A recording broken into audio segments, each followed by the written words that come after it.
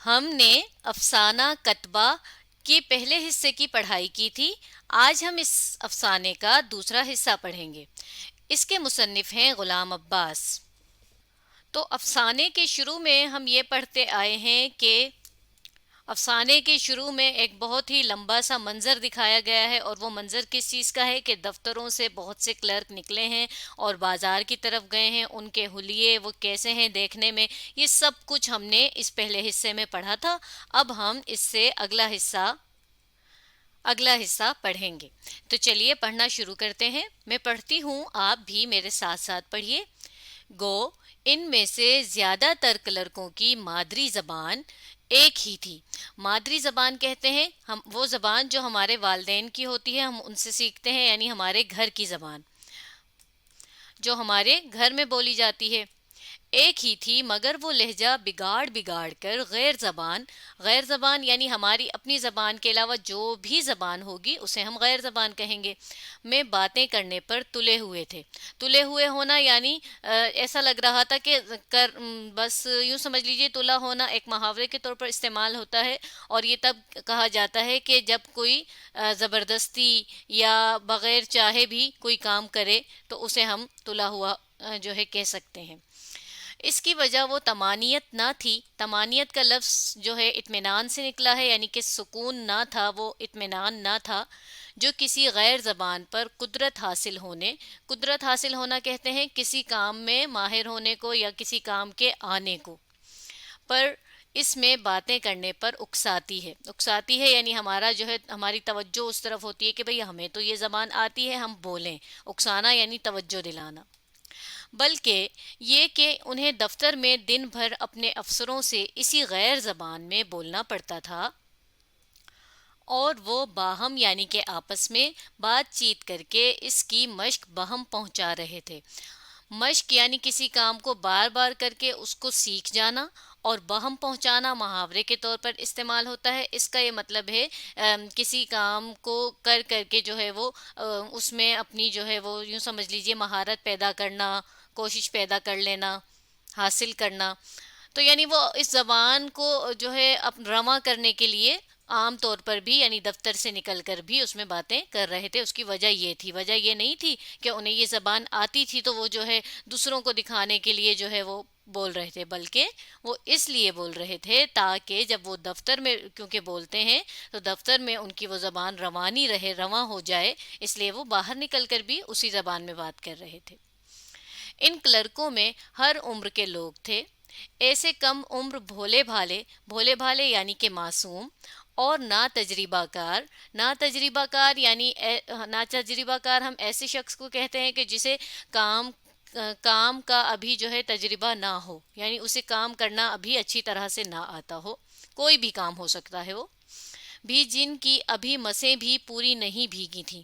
مسیں کہتے ہیں ان مونچھوں کو کہ جو یوں سمجھ لیجیے لڑکے کو جوانی کی شروع میں ابتدا میں آتی ہیں، انہیں ان مونچھوں کو ہم مسیں کہتے ہیں۔ اور مسیں بھیگنا محاورے کے طور پر بولا جاتا ہے، جس کا یہ مطلب ہوتا ہے کہ ابھی وہ پوری طرح سے جوانی کی عمر میں داخل بھی نہیں ہوئے تھے، اور جنہیں ابھی اسکول سے نکلے 3 مہینے بھی نہیں ہوئے تھے۔ اب اس جملے سے آپ سمجھ جائیے کہ اسکول سے نکلے 3 مہینے بھی نہیں ہوئے تھے، اس کا مطلب ہے کہ بہت ہی کم عمر لڑکے تھے۔ اور ایسے عمر رسیدہ یعنی بڑی عمر والے جنہوں نے کچھ عمر اپنی زندگی کی گزار لی ہو، جہاں دیدہ یعنی جنہوں نے دنیا دیکھی ہوئی ہو، اور دنیا دیکھنا ہم محاورے کے طور پر کہتے ہیں، یعنی کہ جنہوں نے بہت کچھ اپنی زندگی میں کر لیا ہو، بہت کچھ دیکھا ہوا ہو، اسے ہم کہتے ہیں کہ یہ جہاں دیدہ شخص ہے۔ گھاگ یہ دیکھیے، گھاگ کا مطلب ہوتا ہے ایسے بوڑھے شخص کو گھاگ کہا جاتا ہے کہ جو تجربہ کار بھی ہو، یعنی کہ ہوشیار ہو، سمجھدار ہو، یعنی اس نے اپنی زندگی سے بہت کچھ سیکھا ہوا ہو، سمجھدار آدمی ہو، جن کی ناک پر سال ہا سال یعنی پورے پورے سالوں اینک کے استعمال کے باعث یعنی کی وجہ سے گہرا نشان پڑ گیا تھا، اور جنہیں اس سڑک کے اتار چڑھاؤ دیکھتے دیکھتے 25 30 برس ہو چکے تھے۔ بیشتر یعنی کارکن کی جمع ہے، اور کارکن کہتے ہیں کام کرنے والے کو۔ کی پیٹھ میں، پیٹھ آپ کو معلوم ہے کمر کو کہتے ہیں، میں گدی میں ذرا نیچے، یعنی گدی سے نیچے والا حصہ جہاں سے ہماری کمر شروع ہوتی ہے، خم سا آ گیا تھا، یعنی وہ جھک سی گئی تھی، وہاں سے تھوڑی سی مڑ گئی تھی۔ اور کند استروں، کند یعنی کہ جن کی دھار زیادہ تیز نہیں ہوتی، اور استروں استرا کی جمع ہے۔ استرا کہتے ہیں ایک قسم کی کے آلے کو، چیز کو، یعنی کہ جس طرح سے چھری ہے یا پھر کینچی ہے، اس طرح ہی کی ایک چیز ہوتی ہے جس سے جو مرد ہوتے ہیں وہ داڑھی اور مونچھیں وغیرہ منڈواتے ہیں یعنی کٹواتے ہیں۔ سے متواتر یعنی کہ مسلسل داڑھی مونڈتے رہنے یعنی کٹواتے رہنے کے باعث ان کے گالوں اور تھوڑی پر بالوں میں جڑیں پھوٹ نکلی تھیں، جنہوں نے بے شمار ننھی پھنسیوں، پھنسیوں پھنسی کی جمع ہے اور پھنسی کہتے ہیں چھوٹے دانے کو، کی شکل اختیار کر لی تھی۔ پیدل چلنے والوں میں بہتیرے، بہتیرے یہ لفظ پہلے بہت زیادہ استعمال ہوتا تھا، اب اس کا استعمال نہ ہونے کے برابر رہ گیا ہے۔ اس کا مطلب ہوتا ہے بہت سے لوگ بخوبی جانتے تھے کہ دفتر سے ان کے گھر کو جتنے راستے جاتے ہیں ان کا فاصلہ کتنے ہزار قدم ہے۔ ہر شخص افسروں کے چڑچڑے پن یا ماتحتوں، یعنی جو ان کے انڈر کام کرتے تھے، یعنی جو ان سے نیچے کے ملازم تھے، کی نالائکی پر نالا نظر آتا تھا، یعنی تنگ نظر آتا تھا، پریشان نظر آتا تھا۔ ایک تانگے کی سواریوں میں ایک کی کمی دیکھ کر شریف حسین لپک کر یعنی جس طرح ہم دوڑ کر فوراً سے اس میں سوار ہو گیا۔ تانگا چلا اور تھوڑی دیر میں شہر کے دروازے کے قریب پہنچ کر رک گیا۔ شریف حسین نے اکنی نکال کر کوچوان کو دی۔ اکنی پیسے کا نام ہے جو کہ اب استعمال نہیں ہوتا، اب کیونکہ یہ افسانہ پہلے کا ہے تو یہ اس وقت کے پیسوں کے نام ہیں، اکنی، 12 آنے، 2 آنے وغیرہ۔ کوچوان کہتے ہیں تانگا چلانے والے کو، اور گھر کے بجائے شہر کی جامع مسجد یعنی بڑی مسجد کی طرف چل پڑا، جس کی سیڑھیوں کے گردا گرد یعنی کہ چاروں طرف ہر روز شام کو کہنہ فروشوں، یعنی کہ وہ لوگ جو پرانا سامان بیچنے کا کام کرتے ہیں، کباڑیے جن کو ہم عام زبان میں کہتے ہیں کباڑیا، اور سستا مال بیچنے والوں کی دکانیں سجا کرتی تھیں، اور میلہ سا لگا کرتا تھا۔ دکانیں سجنا بھی محاورے کے طور پر ہے اور میلے لگنا بھی محاورے کے طور پر ہے۔ دکانیں سجنا یعنی دکانیں کھلتی تھیں، اور میلہ لگنا یعنی کہ زیادہ رش ہوتا تھا، لوگ ہوتے تھے وغیرہ۔ دنیا بھر کی چیزیں اور ہر وضع یعنی ہر طریقے کا، ہر انداز کا، اور ہر کماش بھی ہر قسم ہر طرح کے لیے ہی استعمال ہوتا ہے کہ لوگ یہاں ملتے تھے۔ اگر مقصد خرید و فروخت نہ ہو تو بھی یہاں اور لوگوں کی چیزیں خریدتے، مول تول کرتے دیکھنا بجائے خود ایک پرلطف تماشا تھا، یعنی ایسی چیز تھی جس کو دیکھ کر مزہ آئے۔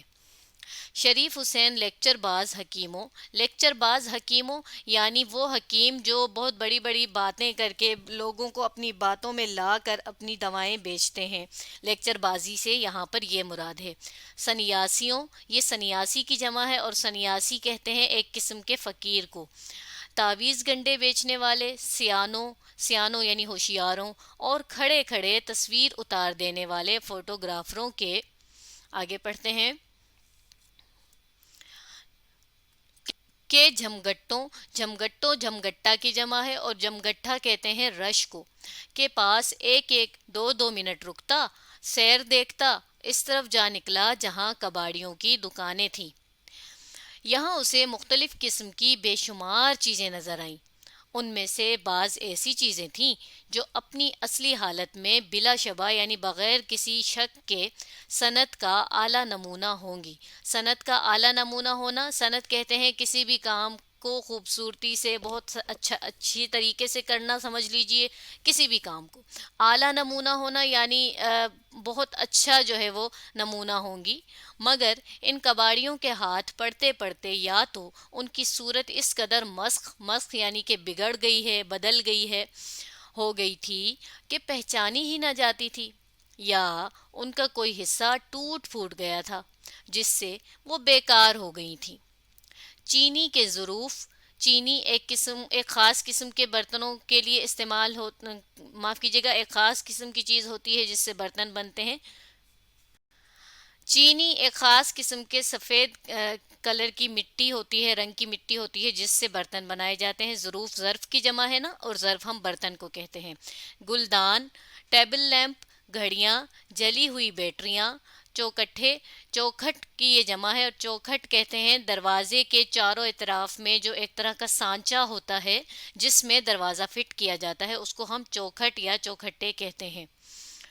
گراموفون کے کل پرزے، جراحی کے آلات، جراحی کہتے ہیں جیسا کہ جسم وغیرہ پر کوئی چوٹ آ جائے یا کچھ، تو وہ جو جراح ایک پیشے کا نام ہے جو جسم کو چیر وغیرہ چیر کر جو ہے وہ علاج کرتا ہے، جسے آج ہم سرجن بھی کہتے ہیں انگریزی میں۔ وہ جو اوزار استعمال کرتا ہے، آلے استعمال کرتا ہے، وہ بھی تھے وہاں۔ ستار، یہ ایک طرح کا بجانے کا یعنی میوزک کا ایک جو ہے وہ ہے آلہ ہے۔ بھس بھرا ہرن، ہرن تو ایک جانور کا نام ہے، آپ جانتے ہی ہوں گے۔ بھس بھرا یعنی نقلی ہرن بنا ہوا جو کہ جس میں بھس بھرا ہوا تھا، بھس یعنی بھوسا۔ پیتل کے لمڈھینگ، لمڈھینگ ایک قسم کے پرندے کا نام ہے جس کی گردن اور پیر بہت ہی لمبے لمبے ہوتے ہیں۔ اور بدھ کا نیم قد مجسمہ، بدھ کا نیم قد مجسمہ، بدھ مت ایک مذہب کا نام ہے، اور ان کا جو سب سے بڑا جسے وہ بہت احترام اور عزت سے دیکھتے ہیں اس کا نام بدھ ہے، تو اس کا مٹی کا بنا ہوا مجسمہ نیم قد یعنی آدھے قد کا۔ اب یہ وہ سب چیزیں ہیں جو اس نے وہاں کباڑیے کی دکان پر دیکھی۔ ان میں سے کچھ ایک آدھ چیز میں آپ کو دکھا بھی دیتی ہوں، جیسا کہ لم ڈھینگ اور بدھ کا مجسمہ جو ہے یہ میں آپ کو دکھاتی ہوں۔ یہ دیکھیے، یہ ہے لم ڈھینگ، اس پرندے کو کہا جاتا ہے، اور اس کے شو پیس بنائے جاتے ہیں جو وہاں پر اس نے دکان پر دیکھے۔ اور یہ ہے بدھ کا مجسمہ، اسی قسم کا مجسمہ وہاں پر شریف حسین نے بھی دیکھا ہوگا۔ تو چلیں اب ہم آگے پڑھتے ہیں کہ پھر کیا ہوا۔ ایک دکان پر اس کی نظر سنگ مرمر، سنگ تو پتھر کو کہتے ہیں، اور مرمر ایک قسم کے پتھر کا نام ہے جو کہ سفید رنگ کا بہت چمکیلا سا پتھر ہوتا ہے، مکان وغیرہ بنانے میں اور بھی بہت سے کاموں میں اس کو استعمال کیا جاتا ہے۔ اس طرح کا ہوتا ہے سنگ مرمر کا پتھر، یہ اس کو تراشا ہوا ہے، یعنی اس پتھر کو تو صحیح سے بنایا ہوا ہے۔ دیکھیے بالکل سفید ہے اور چمکیلا بھی ہے، کہ ایک ٹکڑے پر پڑی جو معلوم ہوتا تھا کہ مغل بادشاہوں کے کسی مقبرے، مقبرہ کہتے ہیں ایسی جگہ کو جس میں قبر بنائی گئی ہو، یا بارہ دری، بارہ دری بھی ایک طرح کی عمارت کا نام ہے، ایسی عمارت جس کے 12 دروازے ہوا کرتے ہوں اور جو ہوادار ہو، سے اکھاڑا گیا ہے، اکھاڑا گیا ہے یعنی نکالا گیا ہے، الگ کیا گیا ہے۔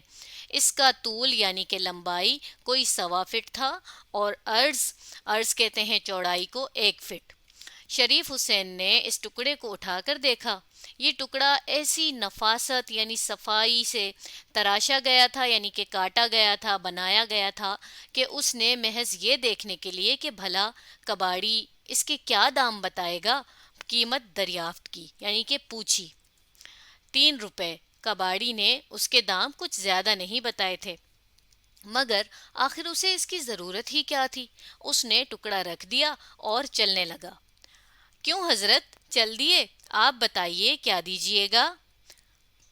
وہ رک گیا، اسے یہ ظاہر کرتے ہوئے شرم سی آئی کہ اسے اس چیز کی ضرورت نہ تھی، اور اس نے محض یعنی صرف اپنے شوق تحقیق یعنی تحقیق کے شوق، پتہ لگانے کے شوق کو پورا کرنے کے لیے قیمت پوچھی تھی۔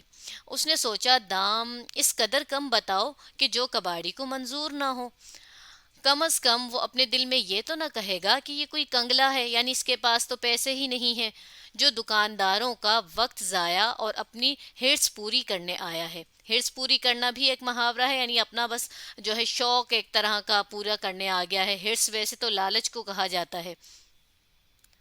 اب افسانے کا اس سے اگلا حصہ ہم اگلی ویڈیو میں پڑھیں گے۔ آپ اس ویڈیو کو دوبارہ دیکھیے اور اس افسانے کو سمجھنے کی کوشش کیجیے۔